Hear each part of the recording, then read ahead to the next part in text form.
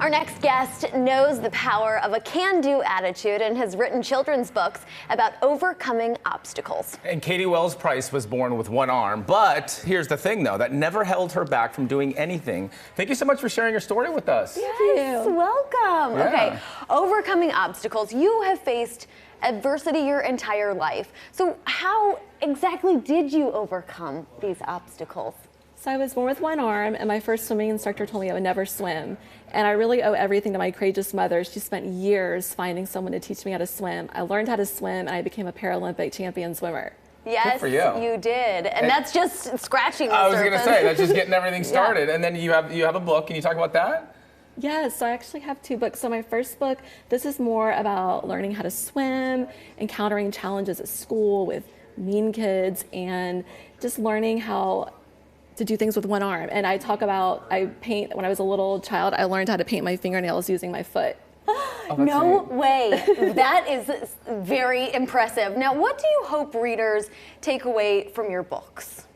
You know, my goal in writing the books is I really want not only children with disabilities, but also parents of children with disabilities to realize that their child can do something on an elite level.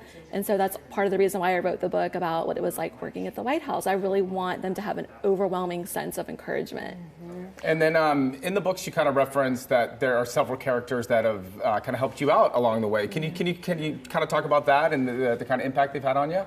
Yeah, so in writing these books when I was little, I never really told people thank you. So in many ways, it's been about kind of retracing my past and telling people thank you. So there's two people. There's a little boy named Adam Gashon, and in the first grade at Overbrook School, he saw me struggling to hold down the paper in art class, and he came over and started holding down the paper, and he held down my paper in art class from first grade all the way through sixth grade. And I think it shows a tremendous amount of leadership because he never asked permission. He just did that. And so I never told him thank you. And so I tracked him down in Arizona, and I said, I hope you don't mind, but there's now a cartoon version of you in the book, but I was able to tell him thank you. And then there's a second character. Her name is Denise Leach Eason. She was a ballerina at Nashville Ballet. And when I did the Nutcracker years ago, she gave me her toe shoes. Well, I never told her thank you. Well, she moved away for years and years, and now she's back at Nashville Ballet. I hadn't seen her since 1996, and I went to the Nashville Ballet and gave her the book, and she's in the book. And so she had tears just coming down her face. So reconnecting with these people and telling them thank you. It's so cool. Incredible what something simple like that, like Adam holding down the piece of paper, and how it really stuck with you.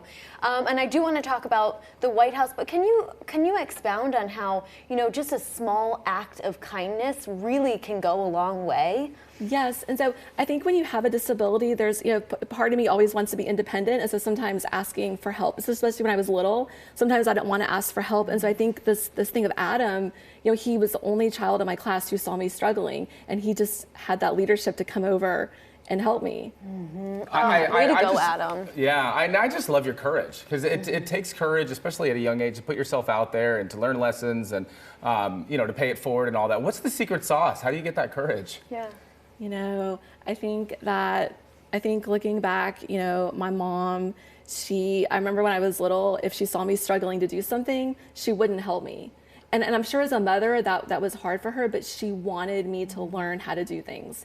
And so I think the secret is, if you have one courageous parent, you are good to go. Look at how precious, you are so cute. I love this photo.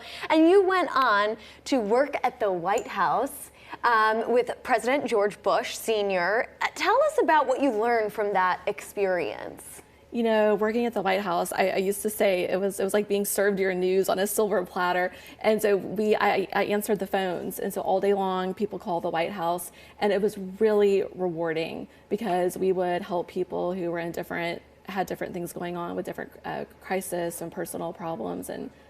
But you also helped out wounded veterans. Yes, I did amputee peer counseling at Walter Reed Army Medical Center. So they train amputees to become counselors and help them with their adjustment process.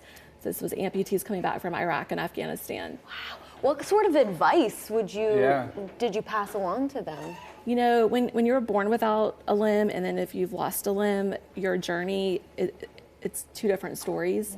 And so I think that one of the hardest challenges if you've lost a limb is going out into public for the first time. And I remember Jay Leno used to have a segment called Dealing with the Public. But when you are going out into, I've had 42 years to deal with being asked questions and being made fun of.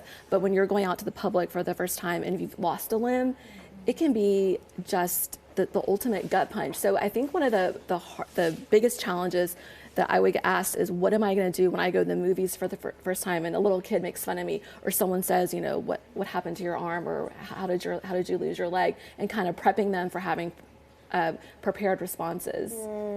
Yeah. Yeah. So. I was curious as far as kind of, what suggestions would you have for our audience out there watching, and maybe even the younger audience who might, have disabilities?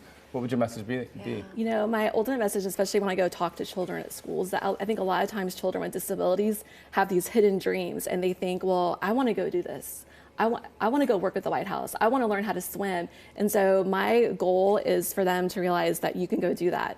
And don't give up on your dream. Anything is possible. We are all about that. Thank you. You are a testament to that. We really appreciate all that you're doing for this community. All right, everyone, get inspired. Check out I Can Still Work at the White House with One Arm on Amazon now. Katie Wells Price, you are wonderful. Thank you. Thank you.